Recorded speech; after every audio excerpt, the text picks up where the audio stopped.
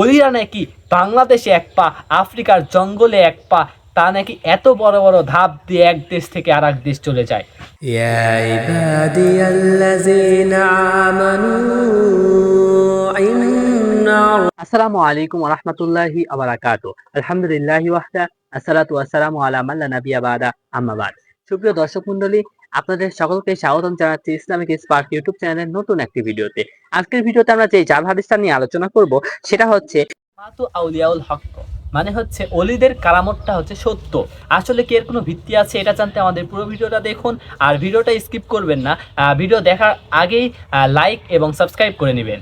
দেখেন, রাসূল সাল্লাল্লাহু আলাইহি ওয়াসাল্লামকে উদ্দেশ্য করে যে হাদিসটা আমাদের সমাজে প্রচলিত রয়েছে, আমাদের আলেম সমাজ এবং আমাদের যারা দিন প্রচার করে থাকে, এক কথায় ফকিহ যারা রয়েছে, তারা প্রত্যেকেই এই হাদিসটাকে ভিত্তিহীন জাল হাদিস বলে দিচ্ছে।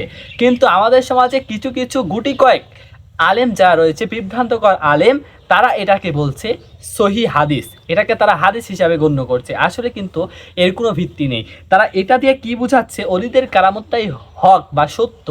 এটা দ্বারা তারা এটা বুঝাচ্ছে যে এই যে আমাদের সমাজে যে জাদুবিদ্যা রয়েছে, দেখেন রাসূল সাল্লাল্লাহু আলাইহি ওয়াসাল্লাম অনেক হাদিসে বলেছেন জাদু হচ্ছে হারাম, জাদু হচ্ছে হারাম। আমাদের সমাজে যেসব বান মানে এই যে যেসব ভাষা ইউজ করে তারা, এসব পুরোটাই হচ্ছে হারাম। কিন্তু তারা এই কথার মাধ্যমে, এই হাদিসটার মাধ্যমে তারা সেসবকে জায়েজ করে ফেলছে।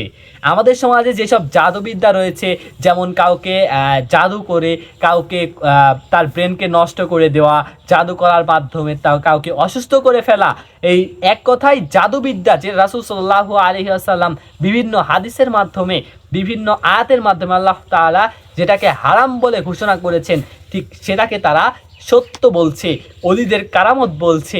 এই যে কারামত শব্দটা ইউজ করছে তারা কি করছে, আমাদের সমাজে কিছু কিছু মানুষ এটাকে বিশ্বাস করে অলিরা নাকি বাংলাদেশে এক পা, আফ্রিকার জঙ্গলে এক পা, তা নাকি এত বড় বড় ধাপ দিয়ে এক দেশ থেকে আর এক দেশ চলে যায়। দেখেন, এসব পুরোটাই ভিত্তিহীন, পুরোটাই ভুয়া একটা জাল হাদিস। আপনি যখন শয়তানকে সেজদা করবেন, শয়তানকে অনুসরণ করবেন, ঠিক তখনই শয়তান আপনাকে ওয়াসওয়াসা দিবে এবং আপনার যেই মনের আশা, আপনি কিছু চাইলে সেটাকে তারা নিয়ে এসে দিবে, পূরণ করে দিবে। এটাকে আমরা কি বলছি, অলিদের কারামত, কারামত ব্যবহার করছি, কারামত সত্য। আসলে কারামত বলে কোনো কিছু নেই, কারামত বলে কোনো কিছু নেই। যেটা আছে সেটা হচ্ছে নবী রাসূল সাল্লাল্লাহু আলাইহি ওয়াসাল্লাম গণের আল্লাহর কাছ থেকে যেটা তারা পেয়েছেন, যেমন মুসা আলাইহিস সালাম পেয়েছিলেন কি, তার একটা লাঠি, এটা হচ্ছে তার কারামত, এটা আল্লাহর দেওয়া। কিন্তু অলিদের কারামত কোথায় থেকে আসলো? অলিদের কোনো নিজস্ব কোনো জিনিস নেই, যেটা আল্লাহ তাআলা দিয়েছেন সেটাই। আল্লাহ তাআলার বাদে যারা যেসব বান মারে বা যেসব জাদুবিদ্যা করে, এটা হচ্ছে পুরোটাই শয়তান প্রদত্ত জ্ঞান। তারা শয়তান আমাদের মাঝে যে জ্ঞানটা দিয়েছেন, সেই জ্ঞান হচ্ছে অলিদের কারামত। দেখেন, রাসূল সাল্লাল্লাহু আলাইহি ওয়াসাল্লামের উপরও কিন্তু জাদু করা হয়েছিল। রাসূল সাল্লাল্লাহু আলাইহি ওয়াসাল্লাম কুরআন এবং হাদিস সঠিকভাবে মানতেন, এরপরেও তার উপর জাদু করা হয়েছিল, কিন্তু তিনি কিন্তু মৃত্যুর সময় ঠিক সেই কষ্ট পেয়েছিল।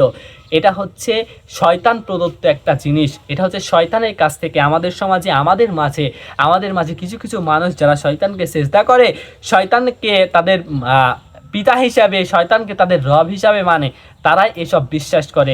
তারা এসব জাদুবিদ্যাকে, শয়তানকে সেজদা করাকে, এসবকে জায়েজ করার জন্যই তারা এই হাদিসটা বানিয়ে ফেলেছে। আসলে এসব থেকে আমাদের প্রত্যেককেই দূরে থাকতে হবে। জাদুবিদ্যা বা এসব যত কিছু রয়েছে, এসব থেকে আল্লাহ তাআলা যেন আমাদের প্রত্যেককেই দূরে রাখেন। সকলে বলি আল্লাহুম্মা আমিন।